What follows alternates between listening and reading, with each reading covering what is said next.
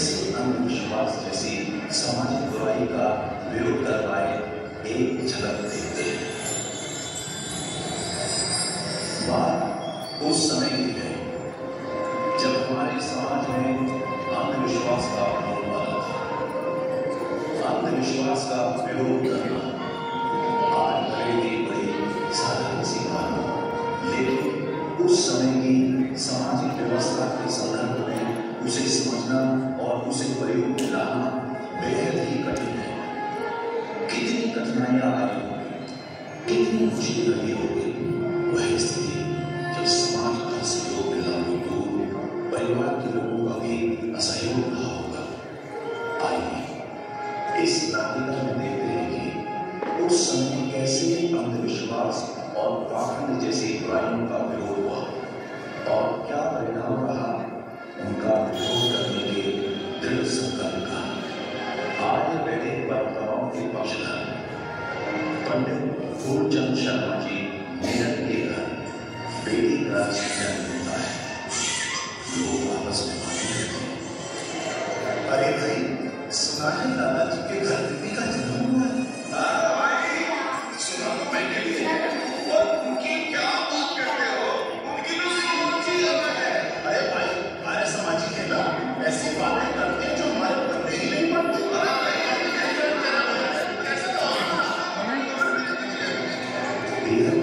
बालिका के जन्म पर सभी खुश हैं, दादी पंडित की बात जाती है।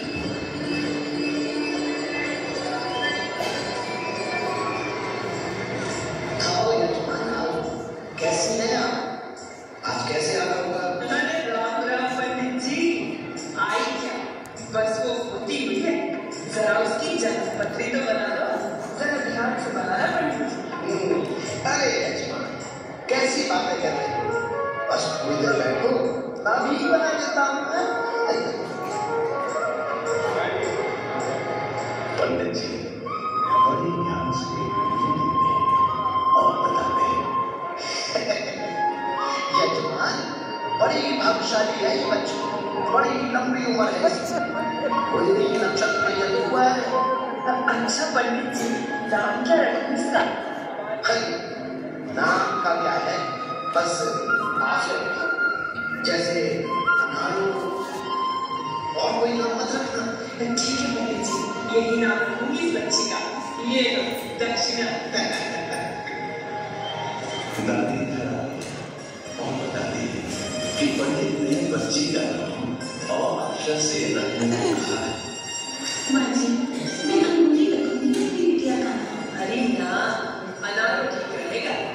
नाम कोई भी हो लेकिन सार्थक होना चाहिए, अज्ञानता प्रकट नहीं। जी नाम रखने के लिए इतना क्या सोचना, जो नाम अच्छा है वही रखो। नहीं भगवान, महर्षि दयानंद जी ने स्पष्ट समझाया है कि किसी भी व्यक्ति का नाम न केवल सार्थक होना चाहिए, बल्कि उसके नाम के अनुरूप उसके कर्म भी होने चाहिए। ये अब कर्म भी आ गए, नाम और कर्म का क्या जोड़? हाँ तुम मान रही हो, ये बात बिल्कुल सही है कि किसी के नाम के अनुरूप उसके कर्म भी होने चाहिए। ऐसा न हो नाम तो शांति, लेकिन व्यवहार ऐसा कि सभी को सारे वातावरण को शांत करके रखे, या फिर नाम तो धन से लेकिन की मांग, नाम लक्ष्मी लेकिन उसके कर्म को उल्टा दे। अरे बेटा ये सब कभी सुनी बात है, पंडित जी ने स्पष्ट कहा है कि अक्षर से ही नाम। माँ मैं जो सही है सिर्फ उसे मानता हूँ, और इस बच्ची का नाम हम विशिष्टा रखें। विशिष्टा अर्थात पवित्र, साधारण। आप देखना इस नाम से बच्ची कितना साधारण और पवित्र जीवन जिएगी। इस प्रकार बच्ची का नाम विष्णु रख दिया जाता है। बच्ची कुछ बड़ी लेकिन दुर्भाग्य से उस बच्चे के आस पड़ोस के लोग चर्चा करते हैं। भाई दादाजी किसी बात को मानते नहीं। अब देखो पंडित जी ने बताया था कि आप सही नाम होता है, लेकिन नहीं माने। अरे क्यों ये सब बातें करके अपना समय खराब कर रहे हो? हाँ भाई हाँ, मैं उसे समझाने के लिए आया। चलो अपना नाम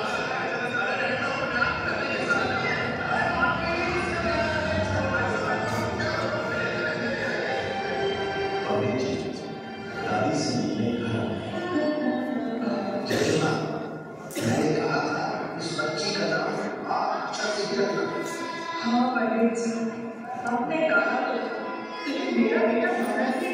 पंडित जी, आपसे प्रार्थना है, आप उनकी भावनाओं को मजाक न बनाएं।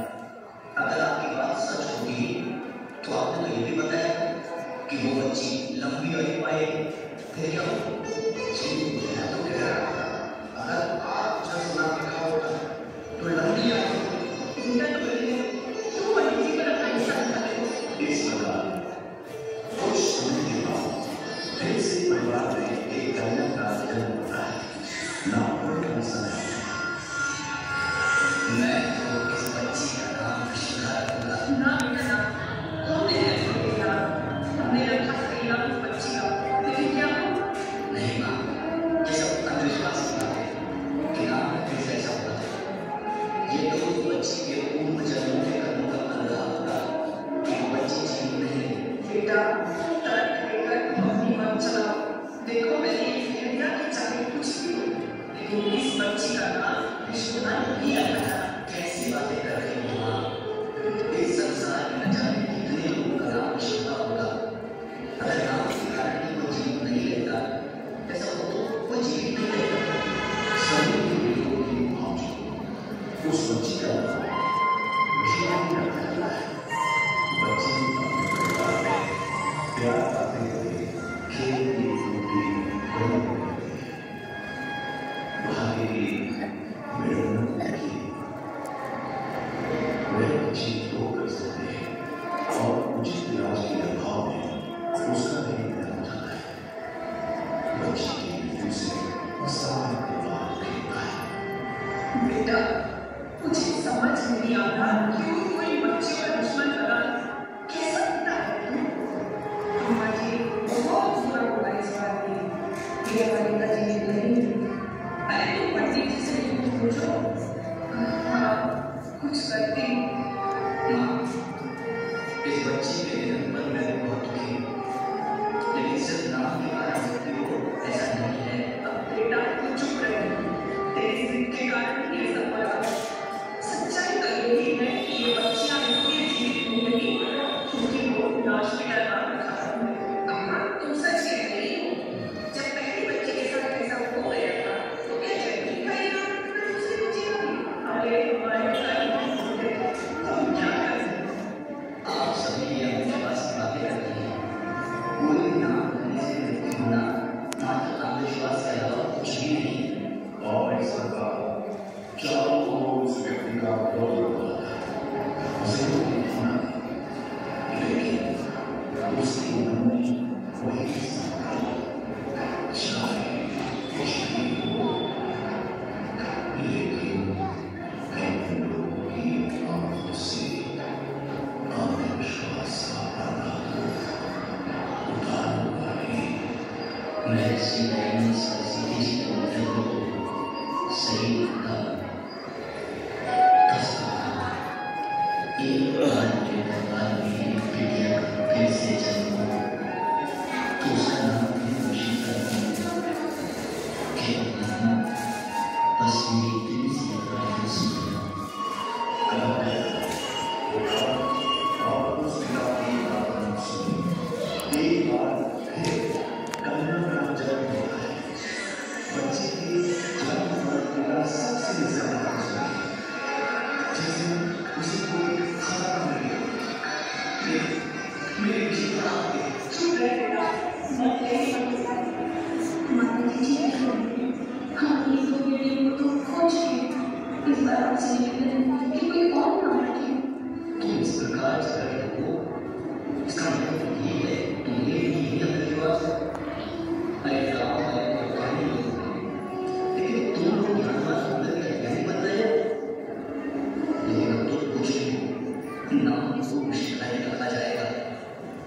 माँ जी, आप ही मुझे समझाइए। अरे तुझे कैसे माँ के आंसू नहीं दिखाई देते? इस बच्ची का नाम बदलो। मैं तो कहूँ कि आने वाली 7 पीढ़ियों को भी इस नाम से तौबा करनी चाहिए। माँ, जन्म मृत्यु ये किसी इंसान के हाथ में नहीं है और ना ही कोई नाम खेल इसका कारण बन सकता है। अरे तो सब परमात्मा के विधि विधान हमारे पूर्व जन्म के संकलित कर्मों का फल है। अरे बेटा तुम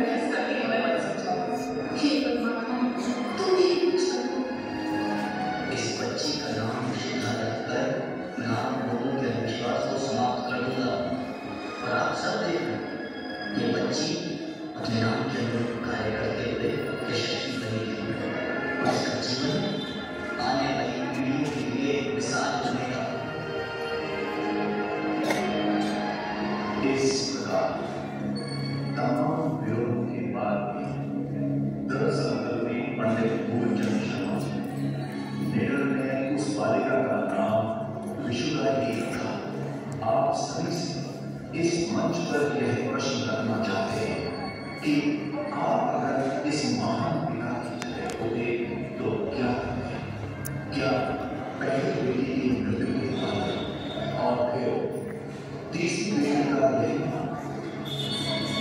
कितना मुश्किल रहा होगा यह निर्णय करना उस पिता के लिए बेशक मुश्किल हो, लेकिन